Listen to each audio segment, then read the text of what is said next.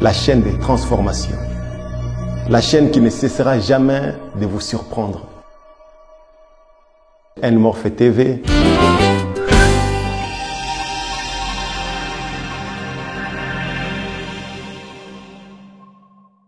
Tu sais qu'il y a plus de textes violents dans la Bible que dans le Coran. On dit que le Coran est violent. En nombre d'écrits, la Bible est beaucoup plus violente, qui est pratiquement 10 fois plus violente que le Coran. Et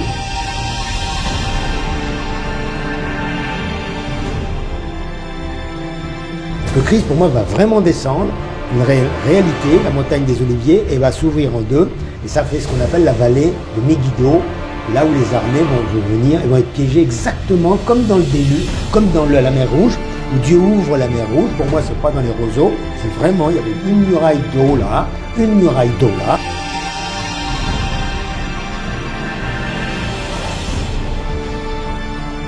le millénium qu'on ait commencé hier, avant-hier, qu'elle finisse demain, mais on s'en mord. C'est du détail. Ce qui est important, c'est que nous sommes sauvés. Et pas encore.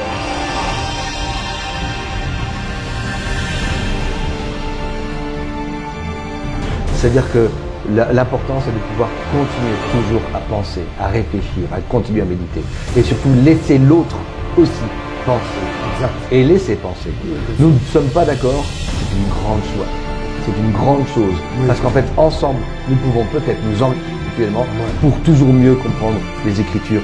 Et qui est Dieu? C'est au cœur de notre époque. Donc pensons et laissons penser.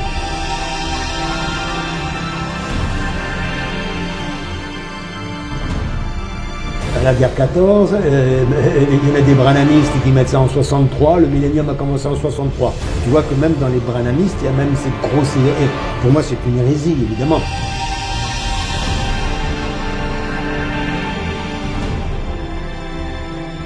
Shalom mes frères et sœurs, merci beaucoup d'être venus sur notre chaîne N-Morphe TV. Aujourd'hui, nous avons un sujet un peu à débattre qui sera très important. C'est la raison pour laquelle j'ai deux hommes de Dieu tout autour de moi.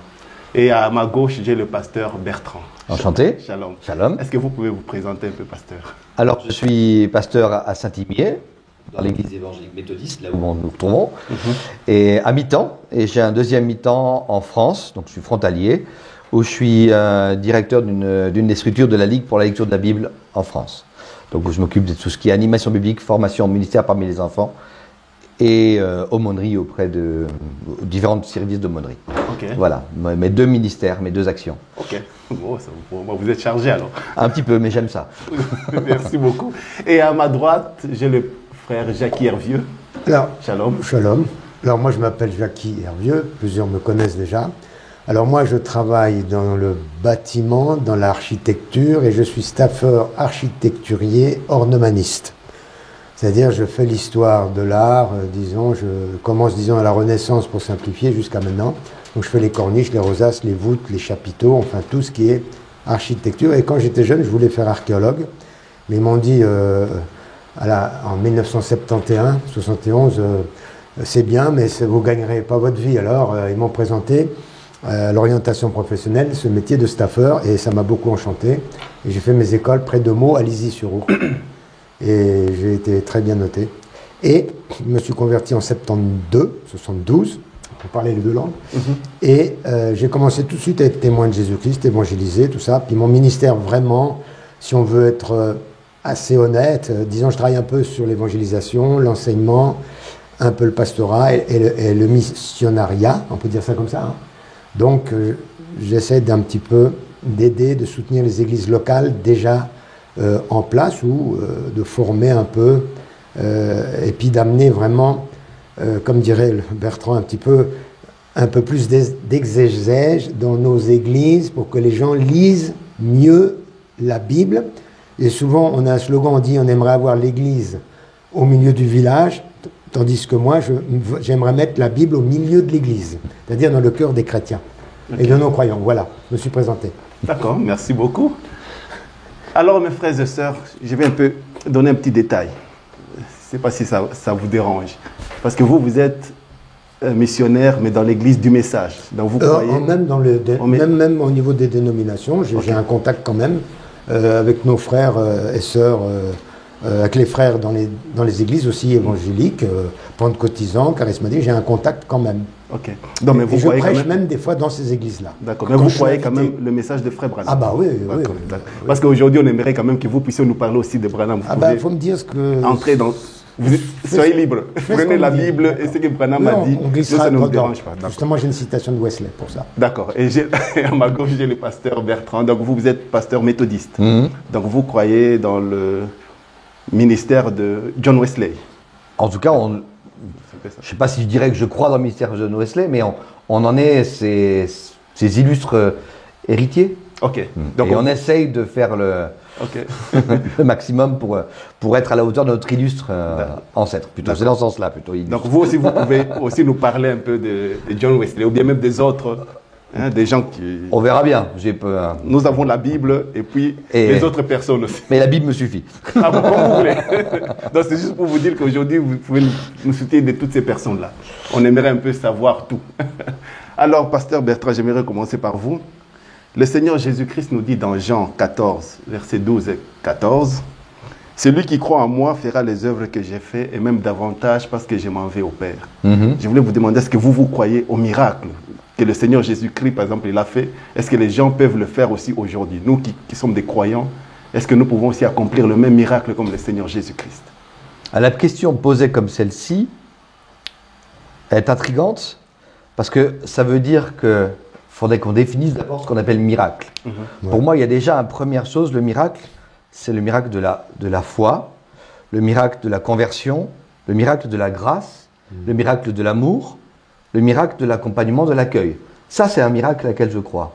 Et donc, le premier miracle, c'est le fait de me lever le matin et de respirer. Le premier miracle, c'est de voir le ciel qui se lève, et le soleil qui se lève, et la journée qui se passe. Le premier miracle, c'est de voir mon épouse qui est toujours à mes côtés, mes enfants qui croissent. Le premier miracle, c'est de voir quelqu'un que j'accompagne et qui me sourit, ou que je puisse vivre des choses avec eux. Donc ça, pour moi, c'est déjà un miracle. Si tu parles de ce miracle, oui, je crois au miracle.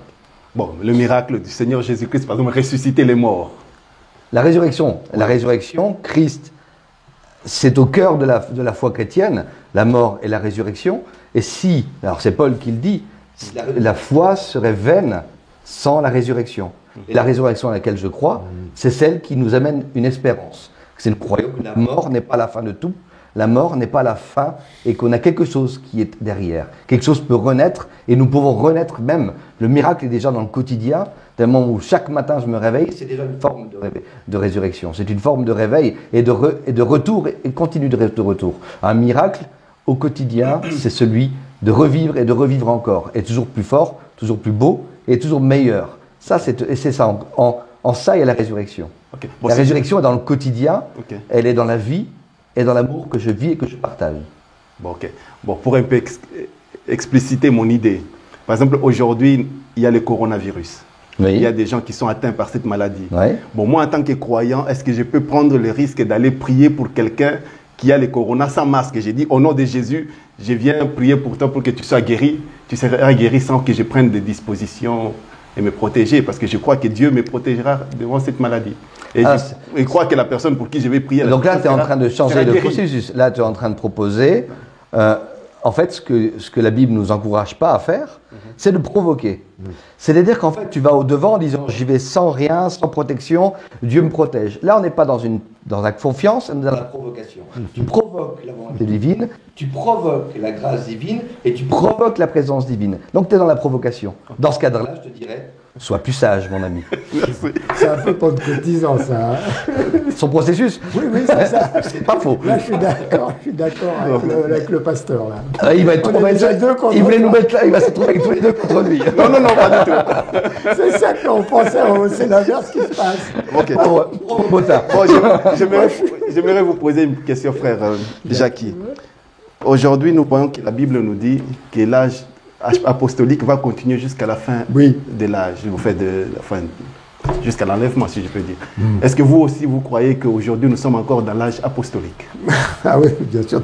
Moi, je réponds aux gens, que ce soit les témoins de Jéhovah ou différents groupes comme ça.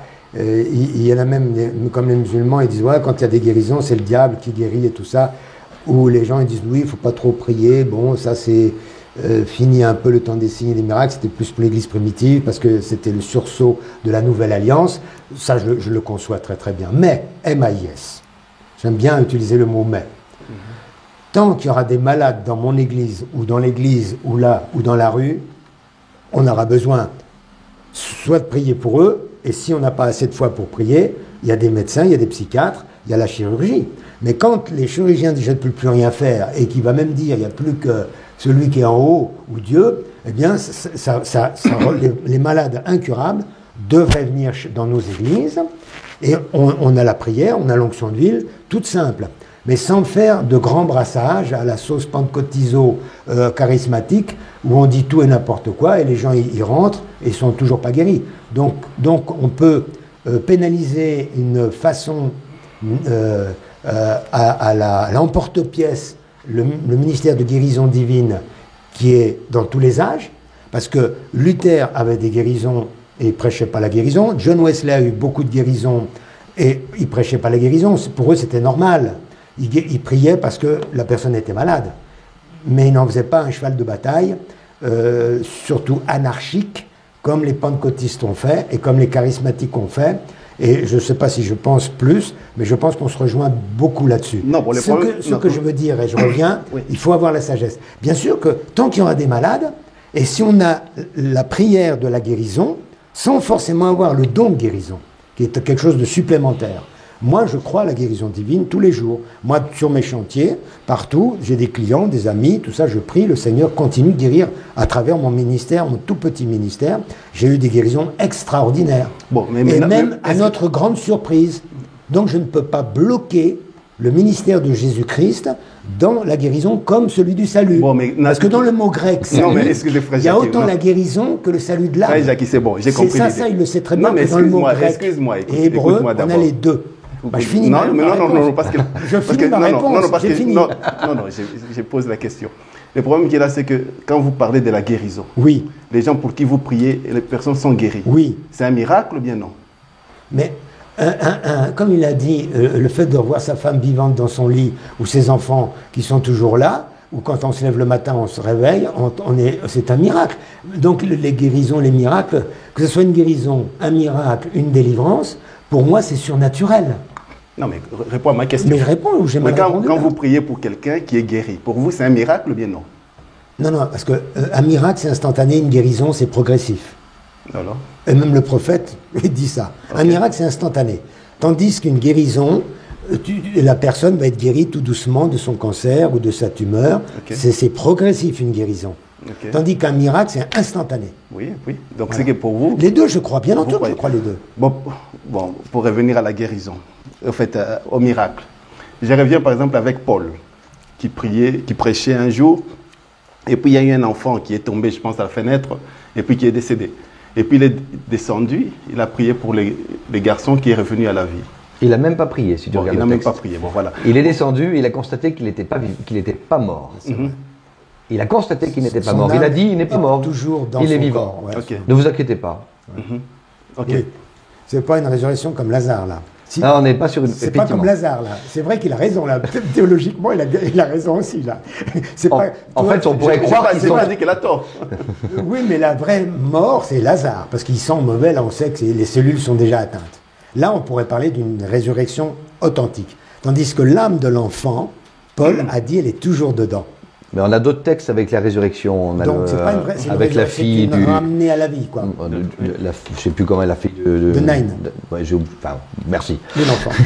Mais en fait, si on va rentrer dans le sujet qui t'intéresse, le sujet que tu as envie qu'on aborde, je vais t'aider. Moi, je crois que la volonté de courir après des signes, pour reprendre le terme que Jésus utilise, c'est-à-dire des signes immédiats de miracles, je crois que c'est quelque chose qui est de l'ordre de l'enfance de la foi chrétienne. C'est-à-dire que c'est cette volonté de signe, elle sert à découvrir les choses par lesquelles Dieu se révèle. Et je crois que la maturité chrétienne nous amène à chercher autre chose, qui est beaucoup plus en profondeur, qui est beaucoup plus dans le temps et dans la recherche et dans l'accompagnement d'un travail de sanctification, un travail de croissance auprès de Dieu et de la confiance. Et je crois que la recherche de signes, dire de miracles dans l'immédiateté, est quelque chose qui est un raccourci qui est dangereux. Parce qu'on a fini, je vais donner une image, on a fini par regarder le doigt au lieu de regarder la lune. Tu connais l'histoire comme un sage qui montre à l'imbécile la lune. L'imbécile regarde le doigt quand le sage veut montrer la lune. Et c'est ce qui se passe avec le miracle. À vouloir trop chercher du miracle, on en finit par regarder le doigt au lieu de regarder celui qui est désigné par le miracle. Donc je fais partie de ceux qui croient que nous ne devons pas courir après le signe, pas courir après les miracles, pas courir après les choses magnifiques qui arrivent à un chamboulement de vie. Mais je crois que le plus beau chamboulement de vie, c'est celui qui est dans le temps, la prolongation, le travail, la réflexion, l'étude des Écritures, l'approfondissement des Écritures et dans la croissance de sanctification. Toutes les personnes que j'ai constatées autour de moi qui ont eu un miracle immédiat, c'est leur foi qui était au détriment de leur foi, où il y a quelque chose qui s'est essoufflé par la suite. Si on se concentre sur le miracle, on loupe son objectif. Donc le miracle peut être quelque chose qui arrive et qui peut faire croître l'individu pour l'amener à un épanouissement. Mais ce à quoi je crois, c'est à l'épanouissement personnel, la croissance dans la maturité chrétienne, dans la maturité de sanctification et de rapport à Dieu. Et c'est ça et du coup, effectivement, je ne suis pas du tout quelqu'un qui croit dans le miracle de l'immédiateté. Je pense que oui, ça arrive, mais je préfère l'éviter. Parce que je crois qu'on se trompe d'objectif, on regarde le doigt au lieu de regarder la lune, pour reprendre mon image. D'accord. Et puis une question, une idée me vient en tête. Par exemple, dans l'enlèvement, si je regarde la Bible, je prends par exemple le Seigneur Jésus-Christ, je pense, il en parle dans Matthieu 24, si j'ai bonne mémoire, concernant celui, il y aura deux personnes dans un lit, un sera pris, l'autre laissé, quelque chose comme ça. Et puis Paul nous parle aussi dans 1 Thessaloniciens 5, de quelque chose qui viendra soudainement nous prendre. Est-ce que vous croyez dans cet enlèvement-là? Alors, je crois en la parousie, avec évidence. La parousie qui est le retour de Christ. Sans le retour de Christ, il n'y a pas de foi, il n'y a pas d'orientation. On perd la vision qui est au cœur de la croyance, c'est-à-dire qu'il y aura un moment donné où Dieu décidera, c'est le moment maintenant, où je réunis tous en mon nom et auprès de moi, ce que j'appelle la parousie. Après, si tu parles d'enlèvement ou des résurrections ou de ceci, ce ne sont que des processus où on imagine comment ça pourrait se passer, qui pour moi fait plutôt de l'ordre de la science-fiction que de la foi chrétienne. La foi chrétienne, c'est de croire que Christ va revenir, assurément, quand, tout de suite, ou dans longtemps. Et c'est ça qui, pour moi, est révélé dans ce texte de Matthieu 24 et qui est très présent aussi avec les 10 vierges, où en fait, il faut rester prêt tout le temps à prendre soin de ceux qui nous entourent. C'est le terme des 10 vierges, à prendre soin qui nous entourent, des plus petits, comme Christ nous l'a montré, nous l'a indiqué, à aimer et toujours celui qui sont les plus faibles, et d'être prêt de ce fait-là à être toujours celui qui aime au quotidien. Et à ce moment-là, on sera donc dans ce chemin de sanctification et ce miracle de la foi chrétienne qui m'oriente vers le plus petit et non pas vers le plus grand. Parce que c'est ça la foi. Aujourd'hui, le monde, on cherche toujours à être plus grand, à être aimé des plus beaux et des plus grands et des plus forts. Et la foi chrétienne, c'est non. C'est retourne-toi vers le plus petit, vers le pauvre, vers celui qui est fatigué, celui qui est malade, celui qui ne va pas bien. Et donc ça, c'est ça ma mission. Notre mission, en tant que chrétien, c'est nous tourner vers le plus petit, pour reprendre un terme de Jésus. Donc le miracle, il est là. C'est de ne pas être dans le monde, c'est-à-dire celui qui veut la gloire, mais d'être dans la foi chrétienne, c'est-à-dire dans l'humilité et l'accompagnement du plus faible. D'accord, merci beaucoup. Frère Jackie. Oui. Et quant à vous, par exemple, si je prends, la Bible nous parle de l'enlèvement. Est-ce que vous croyez aussi que cet enlèvement va se passer, en fait, comme lui l'explique? Je ne sais pas si vous voulez que je résume. Non, mais j'ai compris ce qu'il a dit, okay. Je comprends bien. Donc, est-ce qu'il y aura un enlèvement réel, physique, des saints dans les derniers jours? Oui. Donc, selon la parole, dans Corinthiens et Thessaloniciens, Paul il dit, nous les vivants qui sont restés, nous ne devancerons pas ceux qui sont morts en Christ et qui vont revenir à la vie et qui rentrent dans leur corps glorifié, parce que c'est ça un peu la grosse pensée, au moment où l'Église est glorifiée, parce qu'il faut se rappeler dans Matthieu 27, je crois, ou 28, 27, il est dit, quand Jésus est mort, il y a eu le tremblement de terre, leur voile se déchire, du haut en bas, et plusieurs saints qui étaient morts ressuscitèrent et apparurent dans la ville de Jérusalem. Donc bien sûr, ils n'ont pas été forcément visibles des gens, je ne sais pas où ils étaient mélangés dans la foule, mais on voit qu'il y a une résurrection, mais quelques-uns ont apparu, pas tout le monde, parce que ça aurait pris tous ceux de l'Ancien Testament. Donc il y a une partie qui est ressuscitée, et ils apparurent que quand Jésus a ressuscité. Donc les 3 jours, ils sont restés en stand-by, mais ils apparaissent que en même temps quand Jésus lui-même va être glorifié. Parce que Jésus, quand il ressuscite, n'est pas tout de suite glorifié. Parce qu'aux femmes, il dit « ne me touche pas, ne me touchez pas ». Et on voit parce qu'il devait monter dans, dans la présence de Dieu pour montrer que le sacrifice avait été fait. Et je vais vous dire pourquoi, en fait, les femmes ne devaient pas toucher Jésus. Parce que c'est le souverain sacrificateur, comme dans l'Ancienne Alliance. Si tu étais touché par quelqu'un, tu devais recommencer la purification. Mais ça, c'est un petit clin d'œil. Ça, pour l'exégèse, ça, c'est très intéressant. Par rapport au Lévitique, ça, c'est déjà un peu spécial. Bon, maintenant, je continue. Et quand Jésus est revenu, on pouvait le toucher. Donc, maintenant, pour revenir à nous, les morts en Christ vont aussi de tous les âges.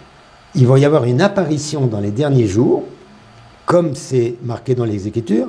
Et il dit, nous les vivants qui serons restés, comme nous serons dans un corps de chair, avec nos cellules, nos molécules, etc., on va être changés en un clin d'œil. Et dans le texte grec, on ne peut pas traduire atosmosos, quelque chose comme ça. C'est-à-dire changement de la constitution atomique de nos cellules. Alors les traducteurs en français, ils ont mis en clin d'œil. C'est ce qui était le plus proche pour traduire ce mot grec qui est intraduisible en français.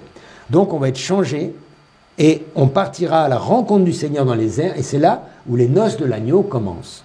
C'est les fameux 3 ans et demi pendant la grande tribulation ou 7 ans selon ce qu'on croit. Donc voilà, c'est pour ça que je crois à 100% à l'enlèvement physique de l'épouse. Ok. Ça c'est ma pensée selon l'Écriture évidemment. Ok.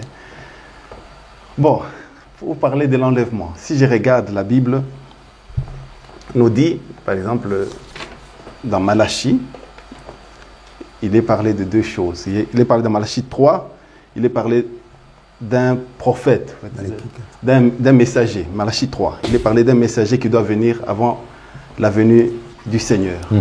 Et je vois que dans Malachie 4 aussi, on nous parle encore d'un messager qui doit venir encore au temps de la fin. Bon, par exemple, avec vous, votre compréhension, parce que moi j'aimerais un peu comprendre, parce qu'il est parlé de Malachie, un messager dans Malachie 3, et puis il est parlé encore d'un autre messager dans Malachie 4. Est-ce que c'est le même messager ou bien ce sont 2 messagers différents? Mais en fait, il y a, pour moi, dans ma compréhension des Écritures, il y a toujours dans les prophéties 2 niveaux. Un niveau qui est un niveau historique, c'est-à-dire même 3 niveaux on pourrait dire. Un niveau historique, c'est-à-dire ce que Malachie voulait dire par rapport à ce qui se situait dans son histoire, là. C'est-à-dire qu'il était un prophète en opposition avec ceux qui étaient autour de lui, avec les rois, et à vouloir demander, les prophètes ont toujours le même message, c'est-à-dire revenez à Dieu, occupez-vous du plus faible. Je tourne toujours sur la même chose, mais effectivement, Malachie, Ésaïe, Jérémie sont toujours, mais arrêtez de vous prendre la tête, soyez simples et aimez ceux qui sont à côté de vous. Prenez soin des plus faibles et non pas chercher la gloire. Et à chaque fois, on est dans une situation de crise. La Bible a été écrite pour répondre systématiquement à des situations de crise. On est tout le temps en situation de crise. C'est-à-dire qu'en situation où les choses sont rendues difficiles par un exil, par une situation de perte, etc. Et ce ne sont plus dans des situations de crise que les écrits ont été rédigés. Et l'auteur répond à cette situation de crise en disant « Soyez confiants, nous aurons un sauveur ». Et ce sauveur, il peut avoir donc 3 dimensions. Une première dimension qui est historique, c'est le nouveau roi qui va arriver et qui va restaurer le peuple. Il y a un deuxième niveau qui est celui que nous lisons, nous, en tant que croyants, qui est christocentrique, où on voit une annonce de Christ. Et une troisième qui est eschatologique, et où on imagine ce que sera la fin des temps. Donc il y a toujours ces 3 niveaux. Et le premier niveau, il est connu, il est historique, on peut à peu près, avec difficulté, essayer de comprendre de quoi il en retourne, de qui il parlait, de quels sont les symboles, de qui est derrière les symboliques. Ça, c'est le premier niveau, et on y travaille, c'est le travail d'un exégète. Le deuxième niveau, qui est la lecture christocentrique, où on retrouve Christ, l'annonce de Christ et la vue de Christ dans le texte, qui nous permet de nous restaurer et de dire Christ a été annoncé par les Écritures et il se révèle, et Matthieu est bien là pour lui dire que Christ a révélé et a manifesté les Écritures, a prouvé qu'elles avaient bien vu. Et le troisième, qui est eschatologique, qui est pour moi purement de l'ordre de la spéculation, si on veut absolument définir un processus de fin des temps. Et pour moi, je les lis peu dans ce sens-là. C'est-à-dire que de ce côté-là, peut-être je ne rejoindrai pas notre ami Jackie. C'est-à-dire que pour moi, elle essaie de faire une espèce de chronologie. Il y aura ceci, cela, sans ceci, trois, ça veut dire ça, ça veut dire ça. C'est quelque chose qui ne m'intéresse pas le moins du monde. La seule chose dont j'ai comme conviction, c'est que Christ reviendra. Et qui peut venir maintenant comme dans 10 ans, il revient, indéniablement. Il revient comment et pourquoi? En fait, il reviendra dans les nues, tout œil le verra, tout genou fléchira, toute langue confessera. Ouais. Il y aura quelque chose d'inévitablement magnifique qui sera indiscutable. C'est-à-dire que le jour où Dieu décidera que nous quittons ce monde, c'est qu'on ne pourra pas douter que ce soit le bon moment. Donc ce ne sera pas comme l'arrivée de Botin que tout à l'heure quand il est rentré. Là, on a vu, mais voilà, il était dehors, on ne savait pas. Là, non, c'est bien plus fort. Ça sera un moment donné où tout œil verra, et après, essayer de comprendre comment ça va se passer. Je dois avouer, pour moi, ça ressemble à ce que je disais tout à l'heure, à la science-fiction. Je m'en moque un peu. Ce qui est sûr, c'est qu'il reviendra et que je dois être prêt. Et que je dois travailler à me préparer. Ça, c'est pour moi le fondement des Écritures, me ramène ça. Et à vouloir essayer de comprendre, à chaque fois, depuis des 2000 ans, que des gens ont voulu interpréter les textes en disant ça va se passer comme ça, on a fini par poser des dates qui ont chaque fois planté. Donc, à vouloir poser une chronologie, donc moi je suis du genre à dire oubliez les chronologies. Mais oubliez tout ça. Je peux intervenir peut-être juste pour compléter. Est-ce que quand il vient à ce moment-là, moi c'est ce que je lui dis, je crois, mais pour moi quand il vient là, à ce moment-là, c'est là où il devient le fils de David et les 1000 ans de paix commencent. Si tu veux. Tu es d'accord avec ça? Parce qu'on est des milliers. Honnêtement, je m'en contrefiche. Non, mais le millénium commence à ce moment-là. Si non, c'est pas important. Millénium, pour moi, c'est pas que c'est important. Par rapport au millénium, on est un peu tous d'accord. Mais par rapport au millénium, on a plusieurs solutions. Ah oui. Où toi, tu pars que le millénium partira dans son premier retour avec l'enlèvement des églises et la vécu d'un millénium.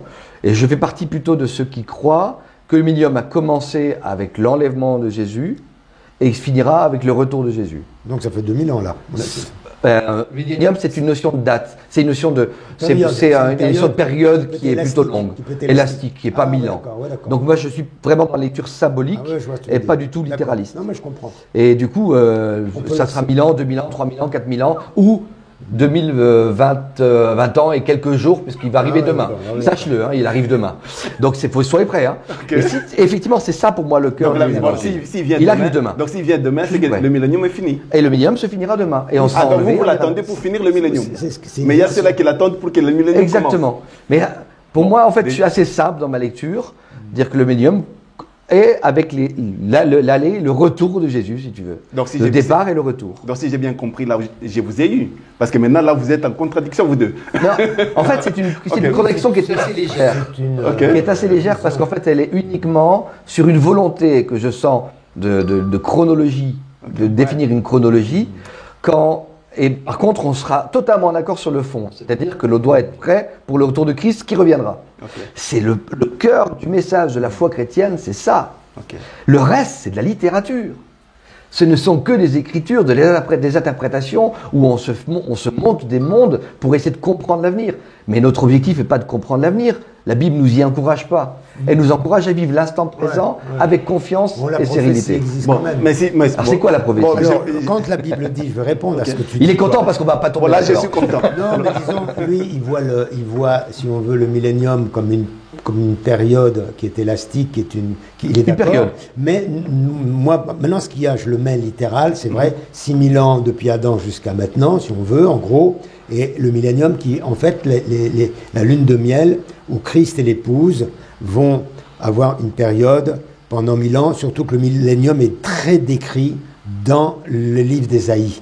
On voit qu'il va juger il va gouverner avec une verge de fer, avec aussi les rachetés, donc l'épouse de Jésus-Christ, pendant 1000 ans, et même l'Écriture insiste que 1000 ans après, le diable est relâché et va séduire les nations, bien sûr, qui sont nés, les enfants des enfants des enfants, pendant 1000 ans. Ceux qui habiteront le millénium, on voit qu'il y a des générations, il y aura les hommes et les femmes vont avoir des enfants. Tandis que l'épouse, quand elle revient, elle est toujours glorifiée, évidemment. Elle ne peut pas refaire des enfants et tout ça et faire des remariages. On est bien d'accord, c'est comme ça qu'on voit le texte. Mais on voit que l'accent est mis, chaque fois 1000 ans, 1000 ans, 1000 ans. On le trouve peut-être 3 fois dans l'Apocalypse, je crois. Donc, si on prend littéralement les 1000 ans, c'est vrai que ça fait 1000 ans. Tandis que Bertrand le voit comme une période qui pourrait commencer dans le retour de Jésus depuis le... Il y en a qui le font à la guerre 14, il y en a des branhamistes qui mettent ça en 63, le millénium a commencé en 63. Tu vois que même dans les branhamistes, il y a même cette grosse... Pour moi, c'est une hérésie, évidemment. Mais ça ne veut pas dire que Christ n'est pas revenu en 63, parce que la Bible dit qu'il y en a qui verront le signe du Fils de l'homme dans 63, le ciel. C'est quoi cette histoire? Parce qu'en 63, il y a eu la grande nuée qui est apparue. En quel 1963? En février, le 28 février. Alors il y en a qui disent... Il y en a qui fument quand même, hein? Pardon. Non, mais c'est une image, c'est comme une vision, si tu veux. Et ça a été filmé par les caméras de 80 États. Donc qu'est-ce que je raconte? Il y a eu 80 photos, je veux dire, sur plusieurs États. Donc de cette nuée. J'ai jamais entendu ça. Mais là, je parle à lui parce que c'est de quoi je parle. Donc on peut faire partir le millénium un peu n'importe quand. Mais pour moi, le millénium, c'est quand Jésus dans Zacharie pose ses pieds sur la montagne des Oliviers et Jésus rentre en combat contre toutes les nations qui viennent d'Israël. On peut mieux voir le millénium qui commence en rapport avec tout ce qui se passe au Moyen-Orient. Parce que Christ, pour moi, va vraiment descendre d'une réalité, la montagne des Oliviers, et va s'ouvrir en deux. Et ça fait ce qu'on appelle la vallée de Megiddo, là où les armées vont venir et vont être piégées exactement comme dans le déluge, comme dans la mer Rouge, où Dieu ouvre la mer Rouge. Pour moi, c'est pas dans les roseaux, c'est vraiment, il y avait une muraille d'eau là, une muraille d'eau là. Israël est passé, les 2 millions avec les bœufs, les vaches, les poulets, tout ce que tu veux. Même le film le représente un peu comme ça. Et l'armée des pharaons est venue, hein, et quand, évidemment, les milliers de chars qui étaient là, enfin les centaines, quand les eaux se sont refermées, évidemment, ça fait une pression. Ils ont tous été éclaboussés, désintégrés. Et c'est pour ça que je crois à 100 000% ce qui est écrit. Donc vous croyez ce qui est écrit? Ben oui, mais ce que je viens de dire, la vallée qui s'ouvre du temps de Jésus, c'est une réplique de ce qui s'est passé avec le ministère de Moïse et d'Élie. D'accord. Tout ce qui s'est passé avec Moïse et Élie, on le retrouve dans ce qu'on appelle la grande tribulation. D'accord. C'est pour ça que moi, je reste très exégète, là, je suis désolé Bertrand. Alors je ne dirais pas ça comme ça. Ou biblique. Pardon, bibliste, on va dire, dans le biblique, alors ça va. Donc pasteur Bertrand. Donc il est correct, il est honnête. Donc vous en fait, d'accord, on est. Il ne cherche pas à me contredire, il pense que ma version peut être plausible, on peut dire. En tout cas, elle n'est pas un absolu. En tout cas, c'est une interprétation, biblique. On est d'accord. Mais je reste biblique quand même. On est interprétation des Écritures. Mais c'est écrit dans la Bible. C'est une interprétation des Écritures. Oui, on est mais c'est la Bible qui je suis un fan des Écritures. Non, mais attends, j'ai sorti les images qui sont là. Bien sûr, on est d'accord. Pas là. J'ai pas interprété Bertrand là. Ben en fait, c'est ça qui est intéressant. Là, on va rentrer sur un sujet qui est quand même. Du coup, on va quitter les deux sujets que tu voulais traiter. Oui, ça, c'est et là, on est en train de glisser. Comment vous devez vous avoir après. On est en train de glisser. Il cherche à nous avoir. Ouais. On est en train de glisser sur la compréhension des Écritures, sur la lecture des Écritures. Ah ouais, d'accord. Ouais. Et là, on est d'accord. Donc, tu es dans une écriture, ce qu'on appelle fondamentaliste. D'accord. Ouais, d'accord. Et moi, je ne suis pas dans une lecture fondamentaliste. Oui, mais avec la master que tu as, tu devrais être beaucoup plus carré. Tu peux pas arrondir les angles. Justement. Alors comment tu fais pour m'arrondir? En fait, c'est justement ça. C'est que ça me surprend. En fait, là, les Écritures, pour moi, dans la globalité, on passe son temps à les interpréter. Là, en fait, l'exemple typique, c'est quand tu parlais de 3 jours et demi et de 1000 ans. Tes 3 jours et demi, tu les as bien. 3 jours et demi. 3 jours et demi et 3 ans et demi. Il y a les deux qui apparaissent dans l'Apocalypse. Oui, c'est ça. Il y a bien des images que l'on lit en interprétation, que l'on symbolise, que l'on lit, sur lesquelles on prend une distance et qu'on interprète, et d'autres où on n'interprète pas, et où on prend littéralement. Oui, je comprends. Et il y a toujours ça, on est toujours dans ce processus. C'est assez vrai. C'est-à-dire que quand on travaille, on est tous à vouloir essayer, ce texte-là, on va le prendre d'une manière, par exemple, quand on parle de passer par le fil de l'épée, celui qui n'est pas juste, on est d'accord qu'on interprète aujourd'hui. On va plus prendre l'épée pour couper celui qui n'est pas en accord avec moi. Ouais. Donc là, on utilise l'interprétation, on est tous interprètes. Et ce qui est très intéressant, c'est de savoir à quel moment nous lisons les Écritures, nous lisons les Écritures de façon littérale, Ouais. et à quel moment nous la prenons de façon littéraire. Quand on parle effectivement Ou du symbolique. fil de l'épée, C'est symbolique. littéraire ou symbolique, Ouais, ou ouais. tu Oui. peux dire ce que tu Il veux. peut y avoir un dilemme à ce niveau-là. Et il y a toujours un dilemme. Ça, c'est vrai. Ce dilemme est constant. Et clairement, pour ma part, je cherche non pas la véracité des textes bibliques, je suis passionné par la symbolique des textes bibliques. Oui, alors, nous aussi. Hein. C'est-à-dire que la Non. passion qui me donne, Ouais. moi j'ai peu d'intérêt, on va dire que quand tu prenais cette image, d'imaginer que la mer se soit coupée en deux, qu'ils ont passé à travers, moi ce qui m'intéresse c'est assez peu ça, c'est le message qui est porté, ce qu'on appelle le kérigme, le message qui est porté par ce texte, Ah oui, oui. qu'il y a qu'un changement de vie. C'est-à-dire qu'il y avait un vie qui était sous l'oppression en Égypte, qui est passé par un changement radical, avec une volonté de quitter un monde et de renouveler ce monde avec tout le combat que ça représente pour rentrer dans le pays promis. Et il y en a même pour moi au quotidien. C'est-à-dire que mon quotidien est de quitter l'ancien homme avec tout ce que ça représente comme objectif, comme force, comme engagement, comme réflexion pour rentrer dans la vie du nouvel homme. Et donc tout ça, pour moi, c'est le message qui m'intéresse dans le texte alors, la et Bible, non pas c'est la... plus allégorique et métaphorique. Ah, pas allégorique. L'allégorie, c'est quelque Métaphorique. chose qui est très fort dans les parties moyenâgeuses. En fait, quand tu parles de fondamentalisme, c'est très intéressant. Vous savez que le fondamentalisme a fêté son 100 ans en 2019. Le fondamentalisme a que 100 ans. Avant, on ne parlait pas de fondamentalisme. Le fondamentalisme biblique, tu parles. Le fondamentalisme biblique Ouais. qui est au cœur de la pensée évangélique.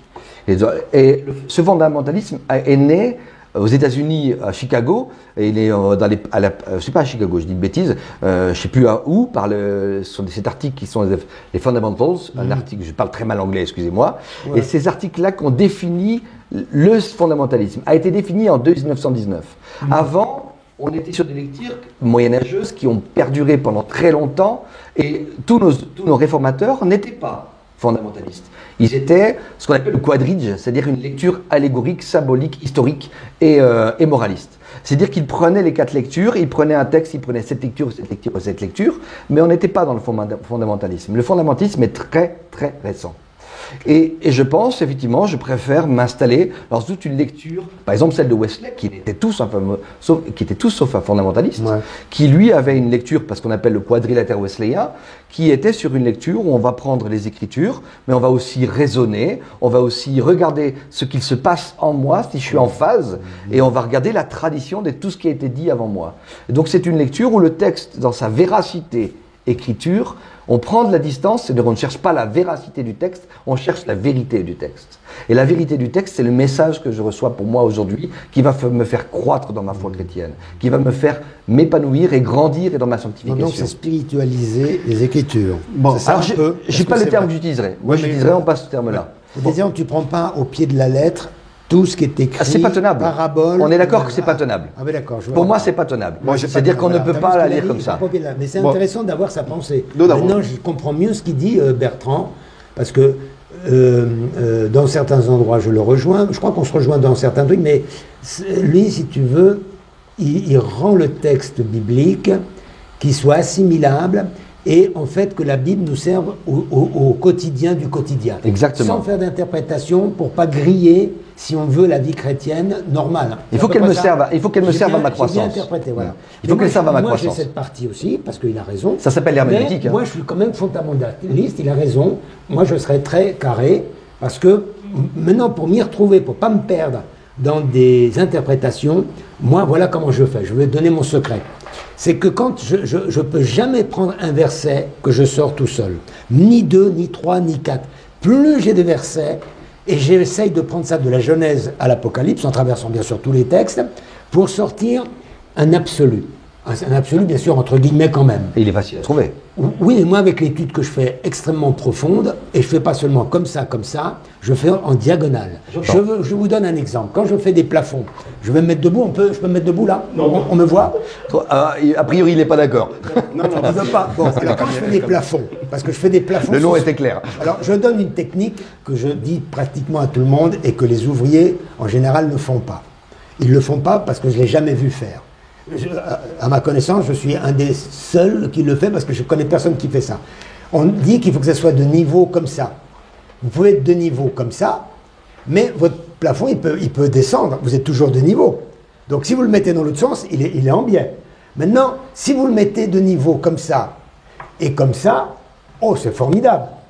Mais on peut avoir des problèmes dans les pointes. Alors moi, quand je fais un plafond, je mets mon niveau avec une règle souvent de 5 mètres, je mets donc le niveau dessous, et je sais que plus mon niveau est long, plus j'ai de chances que mon plafond soit droit jusqu'au bout.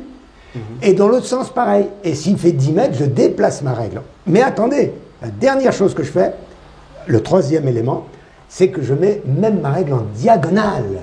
Et voilà ce qui n'est pas fait souvent. Et avec les Écritures, je fais exactement la même chose. C'est la raison pour laquelle, si j'enseigne que Élie de Malachie 3, c'est Jean-Baptiste, et que Élie de Malachie 4, c'est William Branham, je dois pouvoir le prouver. Mais je ne reste pas qu'avec ces deux Écritures, dans Malachie 3 et 4. Je dois prendre aussi Luc 1, je dois prendre Matthieu 17, je dois prendre Apocalypse 10, je prends 1 Roi 17. Donc quand j'étaye, d'ailleurs c'est la première émission que j'ai fait avec toi, j'essaye d'amener le maximum d'écritures pour prouver ma thèse. Au moins je suis crédible parmi les théologiens. Qu'ils le comprennent ou qu'ils ne le comprennent pas, c'est une deuxième chose. Mais frère Jackie, j'ai compris ton idée. Je vais un peu j'essaie de me tourner vers le pasteur Bertrand, parce qu'il a dit quelque chose, ça m'a un peu titillé. Je voulais un peu, parce que la Bible nous dit aussi dans Romains que la foi vient de ce qu'on entend. La foi vient de ce qu'on entend. De ce qu'on entend de la parole de la parole de Dieu, bien sûr. De la parole de Dieu. C'est intéressant. Rien que ça. Okay. On va juste arrêter sur ça. Quand on dit ce que l'on entend de la parole de Dieu, c'est intéressant parce qu'aujourd'hui, 2000 ans après, quand on entend parole de Dieu, on pense quoi? On pense écriture. Voilà. Alors que quand il l'a écrit, les écritures n'existaient pas. Ouais, c'était verbial. Elles ont été canonisées, donc définies au IVe siècle après Jésus-Christ.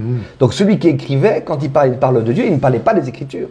Okay. Il parlait de la parole de Dieu. Et parole de Dieu, il parlait du logos, c'est-à-dire de Christ. Ouais. Donc il parlait, quand on fait un rapprochement de parole de Dieu aux Écritures et que ce qu'on entend vient des Écritures, on fait un abus de pouvoir sur le texte. Ouais. On lui fait dire ce qu'il ne dit pas. Oui, ça c'est assez vrai. Ça. La parole de Dieu n'est pas les Écritures. C'est quoi la fête pour nous, comment nous devons connaître la parole de Dieu? La parole de Dieu, c'est... moi, je suis fan. Je parle effectivement des Écritures en tant que parole de Dieu. Mais parole de Dieu, c'est pas le texte qui est parole de Dieu. C'est que la parole de Dieu est inscrite dans le texte. En comprenant le texte, en lisant le texte, elle deviendra parole de Dieu en moi. En recevant le Saint-Esprit, Paul le dit très bien, l'écrit est mort, l'esprit vivifie. La lettre tue. Le papier seul, ça suffit pas, ouais. Il ne suffit pas. Non, ça c'est clair. Il y a le Saint-Esprit qui vient et qui donne valeur aux troisième dimension au texte. Alors, on est d'accord. Troisième dimension au texte. Donc si je suis seul avec le texte et que je dis que le texte est parole de Dieu, je suis juste à côté de mes pompes. Okay. Le texte devient parole de Dieu parce que je suis à l'écoute du Saint-Esprit, dans l'interprétation, dans la réflexion, dans la méditation et dans une lecture diagonale, ça me va dans l'image, ou une lecture où on prend l'ensemble du texte. Et comme dirait Wesley, je vais le citer, la Bible contient tout ce qui est nécessaire à mon salut. Voilà le fondement des Écritures, c'est qu'elles me révèlent l'économie du salut, ce que l'on appelle en théologie. Donc tout le processus que Dieu a fait pour sauver l'homme. Et ça, c'est ce que la Bible contient. Et c'est énorme pour ça. Pourquoi lui donner autre chose? Pour tout ce qui est de ma vie morale, l'interprétation est impérative. Parce que c'est un texte qui a 2000 ans, 3000 ans, suivant les textes, 3000 ans non, mais qui est ancien et qui me demande d'avoir une lecture de contextualiser. C'est-à-dire le texte, il a été écrit à un moment donné pour des gens, pour quelqu'un. Je suis ce que j'appelle le lecteur imprévu du texte. Celui qui a écrit en Matthieu, celui qui a écrit en Apocalypse, n'avait pas prévu que 2000 ans après, on le lise. Puisque lui, il était convaincu que Christ reviendrait de son vivant. Ouais, c'est vrai. Donc, si tu avais dit à nos pauvres Jean ou Matthieu que 2000 ans après, quelqu'un lirait son texte, il aurait perdu la foi. Puisqu'il aurait découvert, mince, Christ ne va pas revenir de mon vivant alors qu'il m'a promis qu'il reviendrait. Ouais.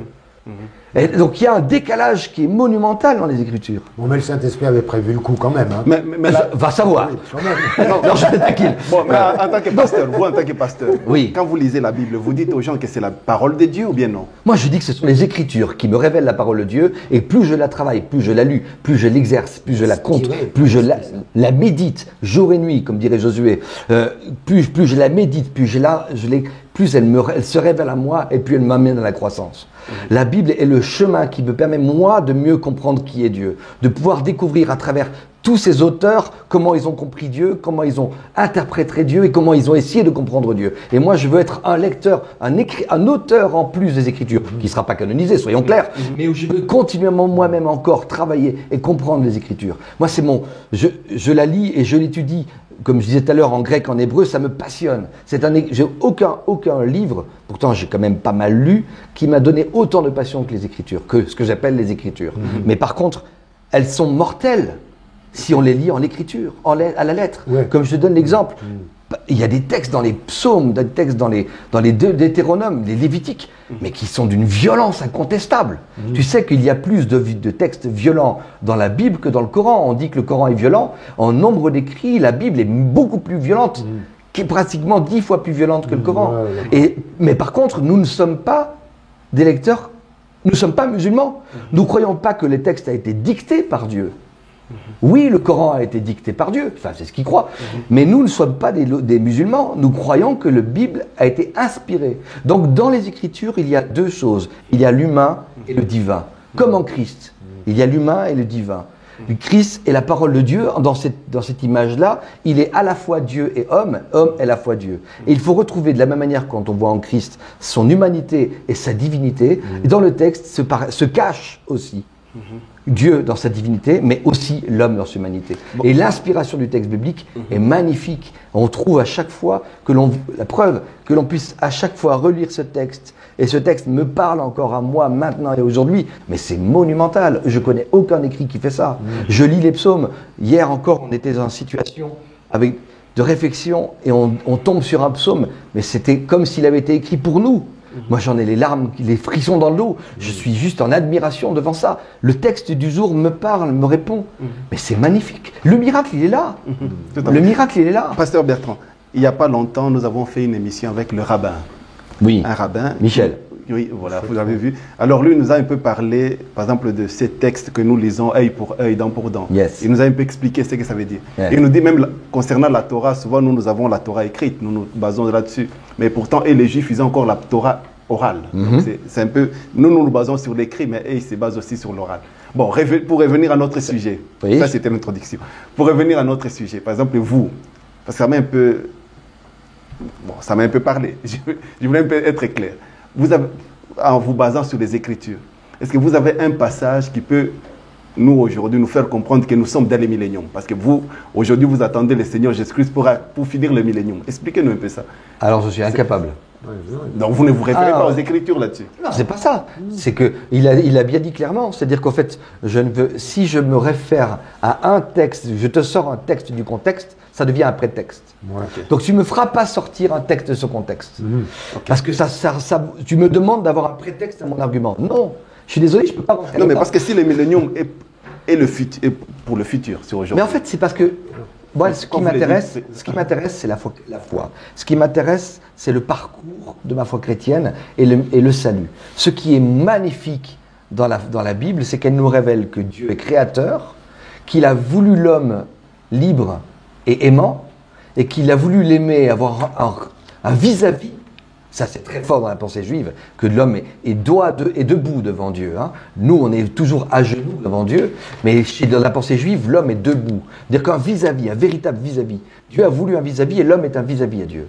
Je ne sais pas s'il te l'a dit, notre ami Michel. Et ça, dans toute la prière, pourquoi le juif prie debout? C'est qu'il est... Il est un vis-à-vis. Pourquoi dans Abraham, il dialogue avec Dieu? C'est qu'il est un vis-à-vis. Et donc, Dieu a voulu un vis-à-vis. Quelqu'un qui est libre de l'aimer et qui l'aime en totale liberté. Pour moi, ça, c'est la définition même de Dieu. Dieu, celui qui aime en totale liberté. Et qui attend de moi de l'aimer en totale liberté. Mais quand vous parlez de la foi, Et ça, comment pouvez-vous, parce que pour avoir la foi, vous devez avoir quelque chose qui vous donne la foi. Je vais finir mon truc par rapport au millénium. Voilà. Parce qu'en fait, je vais y arriver, mais tu ne voyais pas par où j'y viens. Oui, c'est-à-dire qu'en fait, pour moi, les deux principales choses qui sont au cœur de l'identité humaine, c'est l'amour et la liberté. Okay. Je suis libre d'aimer et j'aime en totale liberté. C'est-à-dire, la foi, ce n'est quelque chose qui ne se révèle pas. Si Dieu se révèle à moi, je perds la foi. Paul le dit très bien. C'est pas le contraire? Non. Si Dieu se révèle à moi, je perds la foi. C'est plus une espérance, c'est une certitude. Ah oui, mais pas la révélation. Et la foi est autre chose. La foi est une ferme assurance dans les choses que l'on espère. Ouais, ouais. Hein, je rappelle, là je fais un texte sorti de ce contexte pour devenir un prétexte. Donc Paul qui dit ça, ça veut dire que effectivement la foi, c'est d'avoir une profonde espérance en quelque chose qui n'est pas visible. Dès le moment où le miracle de Dieu se révélera à moi, par la parousie, nous perdons liberté. Aujourd'hui, nous aimons Dieu en totale liberté. Avec la parousie, nous perdrons toute liberté, puisqu'il se sera révélé à nous et que nous n'aurons plus le choix de dire tu existes ou que tu n'existes pas. L'homme va perdre sa liberté par le retour de Christ. Ça sera la fin d'une cadence, d'une période, de la période de liberté. Et cette période qui est le plus longue, parce que Dieu a toutes les peines du monde à se décider à nous enlever ce qu'il nous a donné en premier. Ce qu'il nous a donné, c'est la capacité d'aimer en totale liberté. Le jour où il reviendra, nous perdrons cette liberté de l'aimer en totale liberté. Moi, j'aime Dieu et je ne suis pas obligé de l'aimer. Alors, je l'aime. Il ne faut pas qu'il l'aime. revienne, alors comme tu parles, il ne faut pas qu'il revienne. Mais il revient, demain il arrive, et je m'en réjouis, parce qu'en fait j'aurai la confirmation de mon malheureux après. Mais je perdrai ma liberté. Non, pas du tout. Non. Je perdrai cette liberté. Ce que je vais acquérir après, c'est la paix. C'est la paix, c'est-à-dire que la liberté et la paix sont en opposition. Moi j'aime bien cette idée, parce que quand on est, pourquoi? Dès qu'on est libre et qu'on doit choisir nos destinées, nous sommes en opposition, nous sommes en conflit avec nous-mêmes. Et nous perdons toute possibilité de paix. Et la foi chrétienne, c'est ça, c'est la confiance qui peut me donner déjà ici et maintenant, les avant-goûts de la paix qui nous est destinée.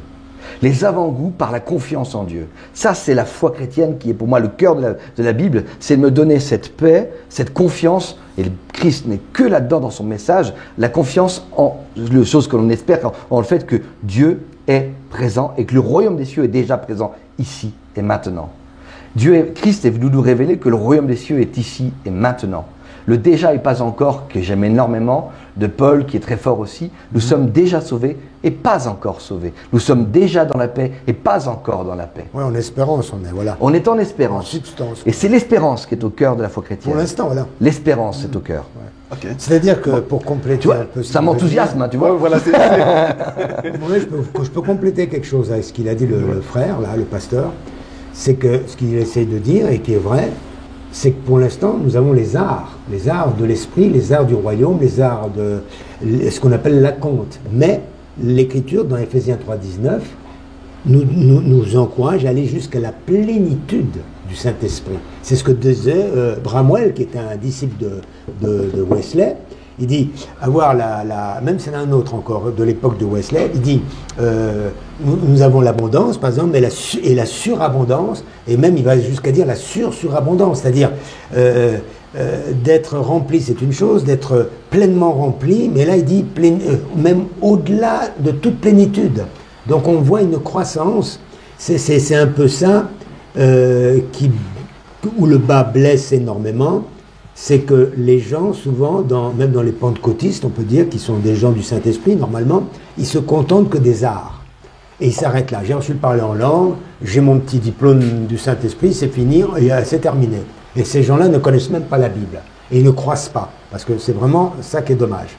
Donc, quand le pasteur ici dit que je suis un homme du livre, hein, tu es un homme du livre, comme moi. Profondément. Voilà, nous sommes des hommes du livre. C'est vrai qu'il y a la parole écrite, et il y a aussi la parole parler continuellement. Et j'aime bien ça parce que quand la Bible dit, Jésus dit, l'homme ne vivra pas seulement de pain.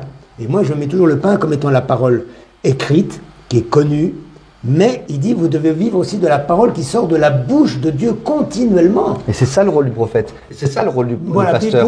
C'est lui qui est là pour...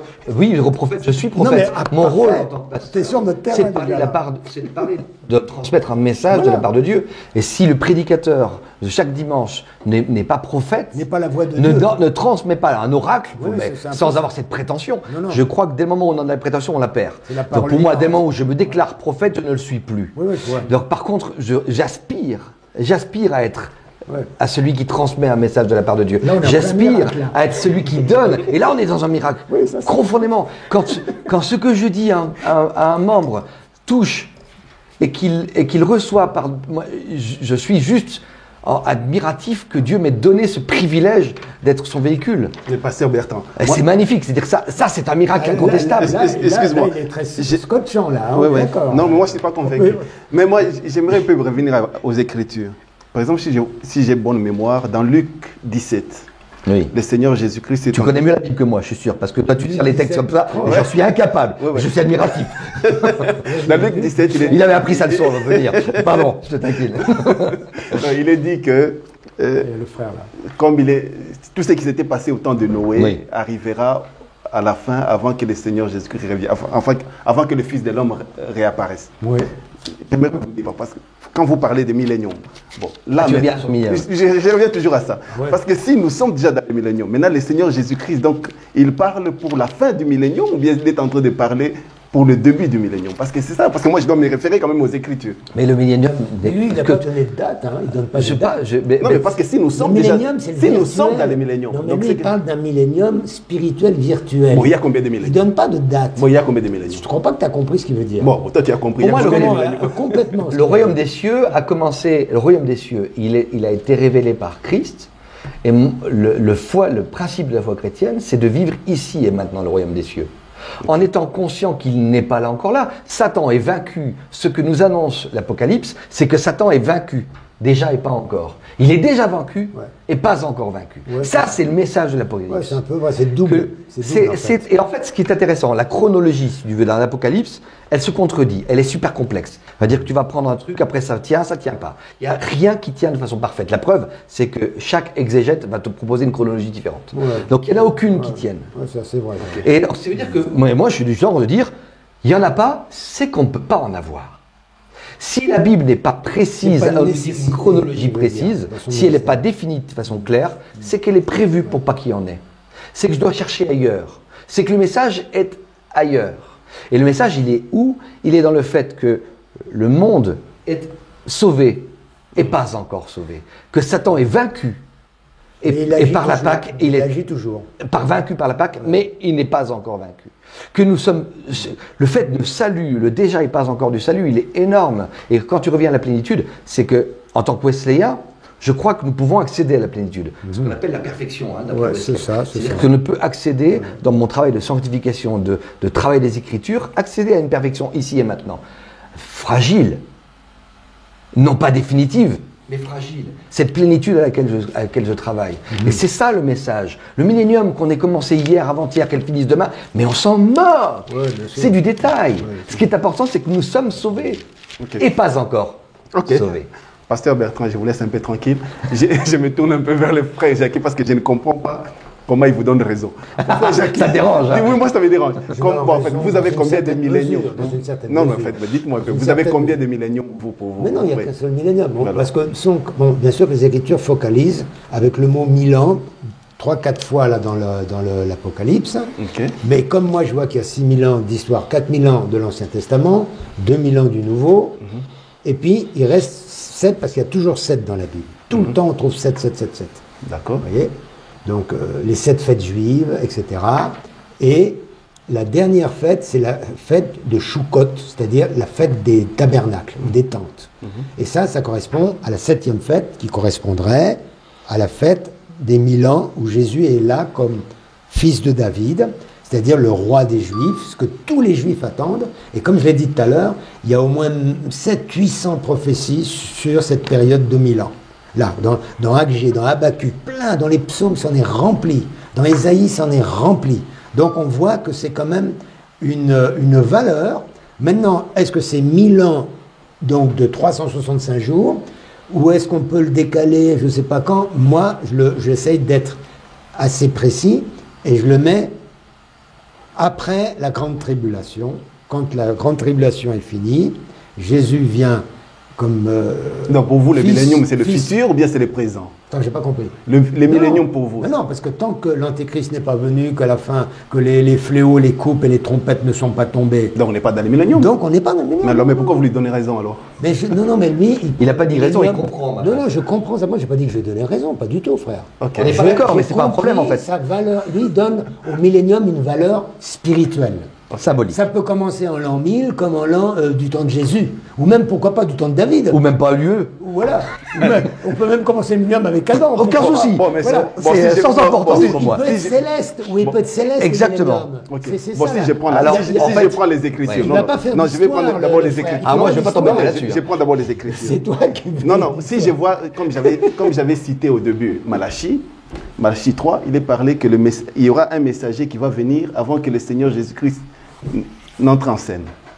Dans Malachie 3, Oui, il est parlé. et dans Malachie 4 aussi. Non, mais je vais y revenir. Dans Malachie 3, d'abord, vous avez dit que ces messagers-là, c'est Jean-Baptiste. C'est Jean-Baptiste, Bon, ça. Jésus en parle aussi dans Matthieu, je pense, 11. Ouais. Et dans Bon. Ésaïe 40, verset 3, D'accord. c'est aussi Jean-Baptiste, celui de la voix qui crie dans le désert, préparez le chemin. Vous admire, vous êtes Ésaïe fort 40, à verset sortir des 3. textes Bon, comme ça. alors, C'est dans aussi et Jean-Baptiste qui prophétise, et ça c'est clair. Bon, donc c'est que celui de Malachie 4, c'est un autre qui va venir C'est l'Élie qui vient dans les derniers dans jours. les derniers jours. Donc avant que lui. Seul, avant que Moïse et Élie viennent encore. Donc on ne peut pas entrer dans le millénium tant que lui n'est pas encore là. Donc il faut qu'il vienne préparer Bien la sûr, il faut venue. que cet Élie seul vienne et que les deux témoins aussi viennent aussi. Je peux vous interrompre? Le millénium vient Oui, dites-moi. derrière. Vous vous rendez compte, excusez-moi, de la... Comment dirais-je ça pour être pas méchant? De la tristesse de ce dialogue. C'est-à-dire de parler de ceci, cela, il est venu, pas venu. En fait, les messages du salut est bien au-delà de ça. Ok.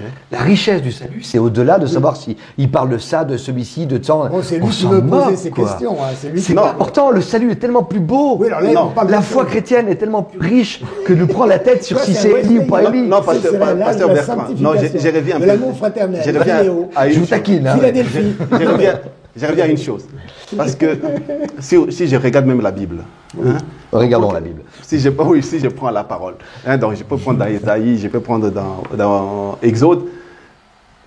Par exemple, le Seigneur Jésus avait dit, bon, pas le Seigneur Jésus, on ne parlait pas encore du Seigneur Jésus, je parle de l'Éternel. L'Éternel avait dit à Abraham que ton peuple sera dans un pays, il va séjourner autant d'années, 400 et quelques années, je descendrai moi-même pour le délivrer. Donc, il est descendu dans Exode, il vient et il dit à Moïse, je suis descendu moi-même, je t'envoie. Ouais. Donc, il a envoyé un messager, Moïse, pour aller délivrer les enfants, Israël. Mais Dieu n'est pas descendu lui-même, donc bon, pas en chair lui-même comme une personne, mais il est descendu, il a envoyé Moïse donc, pour les délivrer, pour faire ce qu'il avait promis à Abraham. Donc aujourd'hui aussi, si le Seigneur Dieu nous a promis un messager, est-ce qu'il peut venir sans que ces messagers-là ne viennent pour faire le travail qu'il doit accomplir, par exemple de Parce se qu'en fait, révéler? tu es d'accord avec moi que ton interprétation de Malachie, elle est subjective. Littéral ou subjectif? Littérale, d'accord, mais même en étant littérale, de vouloir associer, donner deux visions à ce texte où on est tous d'accord qu'effectivement Malachie, il parlait pour moi aussi de Jean-Baptiste, ou en tout cas Jean-Baptiste confirme le texte de Malachie, c'est plutôt dans ce sens-là que je le trouve, c'est-à-dire que Christ, en fait, en manifestant, en présentant Jean-Baptiste comme son prédécesseur, il confirme Malachie. Je dirais que c'est même plus là que ça se situe. Alors, effectivement, Malachie parlait, on valide ensemble, allez, on valide qu'il parlait de Jean-Baptiste. Et alors là, tu fais la première lecture qui est ce qu'on appelle christocentrique, d'accord? Sur l'annonce de Christ. Et derrière, tu vas coller pour qu'elle soit la même pour la fin des temps. Ça, c'est totalement une interprétation. Puisque ce n'est aucune Oui, certitude. bien sûr, c'est une interprétation. Non, non, mais C'est une interprétation. Bon, C'est ton interprétation. Non, je que peux lire la Bible. Bien sûr, on connaît les textes. Ouais, ouais. Bon, On parce connaît que- les textes. Mais c'est-à-dire que tu vas coller Non, parce qu'il dit, il doit venir à la fin des temps. à la fin des temps. Mais la fin des temps, pour eux, de façon contextuelle, elle n'est pas si simple. Parce que la notion de temps est complexe. La notion de temps, elle est complexe, elle varie du premier au dernier texte. La notion de temps, il faut savoir que quand on parle, je te donne juste une petite image. Quand on parle d'éternité, nous, aujourd'hui au XXe siècle, c'est un principe qui n'est totalement inexistant du Nouveau Testament. La notion d'éternité est une traduction qui est post-moyenâgeuse. Ouais, les éons de temps, là. Parce qu'en fait, ce Grec. qui est aion, le terme Aion, voilà, grec à l'origine, c'est l'absence de temps. C'est qu'il y a la période de temps et le non-temps. Ce que nous, on a traduit comme éternité. Éternité, donc un temps qui ne s'arrête pas. La notion de temps qui ne s'arrête pas est totalement non biblique, est une interprétation, C'est une période de temps. est une compréhension quand même. des Écritures. Mais le aion, c'est ce qui est annoncé par les Écritures, par l'Apocalypse en l'occurrence. On a fait coller une image qui nous est très, très proche de nous aujourd'hui parce que l'homme a toujours voulu être éternel. Il a toujours voulu ne pas mourir. Il a toujours voulu que derrière lui il y ait quelque chose. Dans la notion de génération en génération, qui sont dans l'Ancien Testament, c'est que je vais perdurer ma vie par mes enfants.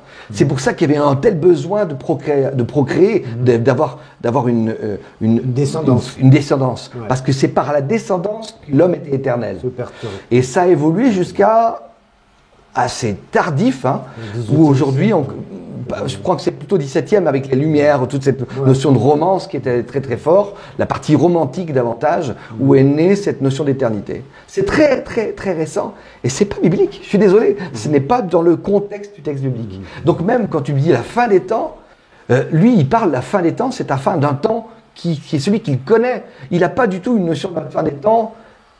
Celui qui est la fin, qui est la notion, la seconde eschatologique. La fin des temps. La fin des temps. Ouais, et donc là, tu Il y a viens faire plusieurs coller phases. quelque chose Il y a à ce plusieurs texte phases, ouais. que le texte, pour moi, ne dit vraiment pas. Le texte ne parle vraiment pas de ça. Il ne nous parle pas de la fin des temps, de ce qu'on appelle aujourd'hui la parousie ou la fin des temps. La parousie, parce que je préfère ce terme, le terme de retour du Christ. La retour du Christ qui est pour moi l'annonce de la fin d'un temps qui a commencé avec la création du monde, qui a été avec sa première venue qui a été monumentale, où il nous a annoncé qui il était vraiment, puisqu'on ne comprend Dieu que depuis Christ est là. Avant, on n'avait pas vraiment compris qui était Dieu. Et on comprend Dieu qui il est par le fait que c'est un Dieu qui n'est pas violent, exigeant, etc. C'est un Dieu qui meurt. C'est magnifique. C'est, comme dit Paul, c'est une folie pour les hommes. La folie pour les hommes, c'est de découvrir que Dieu n'est pas un Dieu exigeant, violent, etc., etc. C'est un Dieu d'amour qui est capable de mourir pour ceux qu'il aime. Voilà. Comment veut trouver un plus beau message que ça? Ouais, bien sûr. Pourquoi chercher autre chose que ça? Le plus beau message de la Bible, c'est que Dieu nous aime et qu'il est venu pour nous sauver. Moi, je veux rien d'autre. Moi, ça me suffit. Je suis d'accord avec vous. Là, moi aussi, ça me suffit. Tu sais, j'ai commencé à douter, moi. Est-ce qu'il est vraiment sauvé, notre ami? Non, là, je suis d'accord. Je pense qu'on est arrivé à la fin. Frère Jacques, vous avez un mot de la fin? Disons que les idées sont bonnes. Nous, on a notre chemin, un parcours, mais on se rejoint beaucoup, c'est sûr. Mais quand on a une mission comme lui et qu'il a un paradigme comme il est, c'est vrai qu'on ne peut pas faire changer les gens par rapport à notre vue et révélation, ce qui est très difficile. Il y a aussi une connexion personnelle. Si Dieu veut lui ouvrir d'autres écritures, une autre compréhension, ça prend que Dieu. Il fera son chemin. Moi, je ne peux pas faire une mainmise sur le frère. Ce qui est certain, c'est ce qu'il a. Je l'accepte et je le conçois. J'ai déjà passé par là. Moi, je veux toujours plus. Moi, toutes les arcanes, les matrices divines, je veux en savoir toujours plus. Je suis toujours comme un enfant, moi. Je crois que je suis à peu près pareil de ce côté-là. Voilà, je pourrais pas. Moi, ça me chagrine parce que c'est comme si je l'étais pas. Non, voilà. Il y a rien. Moi, je mets jamais un point à une révélation. Le Seigneur est jamais bloqué, lui. Lui, il continue à voyager. L'éternité, c'est tellement grand que ça n'a même pas de fin. Donc l'éternité du XXe siècle, pas l'éternité du texte biblique, pour revenir à ce que tu disais tout à l'heure. Ouais, mais moi, je parle de l'éternité des cieux. Hein. L'éternité du Dieu d'en haut, pas l'éternité à nous. À le côté. Voilà, la grande éternité. Bon, voilà, et c'est celle-là dans laquelle je veux plonger après. Mais je me réjouis de tout ça. Donc, pour revenir à nos moutons, toutes ces vérités mystères de la parole écrite et voire de la parole non écrite, parce que si on prend la pensée de Wesley, que je vais reprendre quand même, puisqu'on est quand même dans une église méthodiste ici, malgré que le frère ne met pas trop l'accent là-dessus, il est très large, donc méthodiste, wesleyenne. Wesley avait dans son cœur, je peux le dire à tous les frères qui nous écoutent ici, et les sœurs aussi, il voulait savoir, il dit, Seigneur, j'aimerais tellement savoir ce qu'il y a dans ce petit livre d'Apocalypse 10, qui descend de la main de l'ange. Et comme Wesley, nous savons que nous, c'est le 6e messager de l'âge de Philadelphie, eh bien, il faut qu'il se tourne vers le messager du 7e âge de l'église de la Odyssée, qui peut donner ce livre à John Wesley, que nous on appelle le livre des 7 tonnerres, etc.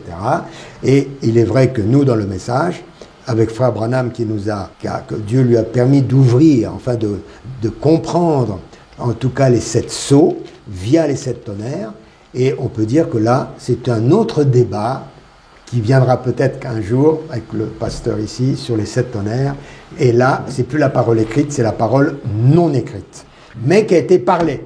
Alors ça ne sera pas pour moi, ça. Que Jean a fait, oui, c'est plus que... C'est pas du tout mon là, truc. on dépasse l'exégèse. On est d'accord. On dépasse l'exégèse. Voilà, j'ai fini sans finir. D'accord, pasteur, merci. Il y a eu le mot de la fin sur laquelle, effectivement, je ne vous accompagnerai pas dans ce débat. Tu peux écouter ça. Je préfère Wesley qui dit que la Bible contient tout ce qui est nécessairement salut. Voilà. Et le reste, parlons-en. C'est bien qu'on ait... Et un autre propos de Wesley pour ressortir, c'est penser et laisser penser. C'est-à-dire que l'important, c'est de pouvoir continuer toujours à penser, à réfléchir, à continuer à méditer. Et surtout, laisser l'autre aussi penser. Exact. Et laisser penser. Oui, bien sûr. Nous ne sommes pas d'accord, c'est une grande choix. C'est une grande chose. Oui. Parce qu'en fait, ensemble, nous pouvons peut-être nous enrichir mutuellement Ouais. pour toujours mieux comprendre les Écritures. Et qui est Dieu? C'est-à-dire Ouais, que c'est au cœur de notre C'est une réflexion. bonne attitude, ça. Ouais. Donc pensons et laissons penser. Merci beaucoup. Très bien. Voilà mes frères et sœurs, merci beaucoup, nous sommes arrivés à la fin. Donc je ne peux dire que merci au pasteur Bertrand, merci au frère Jackie. En tout cas, que le Seigneur vous bénisse. Et vous Il aussi. le fait, Merci assurément. beaucoup. Donc voilà, nous sommes arrivés à la fin, que le Seigneur vous bénisse et merci beaucoup de nous suivre. À bientôt, au revoir. Shalom. Dieu vous bénisse. La chaîne des transformations. La chaîne qui ne cessera jamais de vous surprendre. Morphe TV.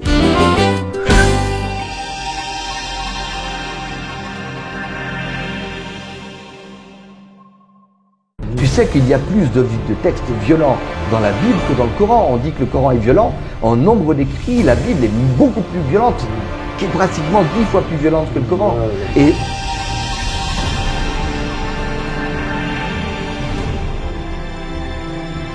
Le Christ, pour moi, va vraiment descendre, une réalité, la montagne des Oliviers, et va s'ouvrir en deux.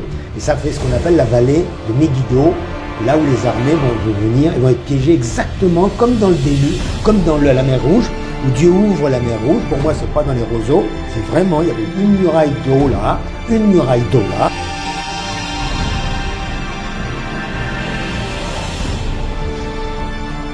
le millénium qu'on ait commencé hier, avant-hier, quelqu'un disent demain, mais on s'en mord. C'est du détail. Ce qui est important, c'est que nous sommes sauvés. Et pas encore.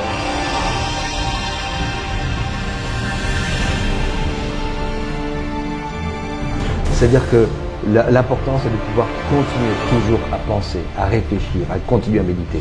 Et surtout, laisser l'autre aussi penser. Exact. Et laisser penser. Nous ne sommes pas d'accord, c'est une grande joie. C'est une grande chose. Oui. Parce qu'en fait, ensemble, nous pouvons peut-être nous enrichir mutuellement pour toujours mieux comprendre les Écritures. Et qui est Dieu? C'est-à-dire que c'est au cœur de notre réflexion. Donc pensons et laissons penser.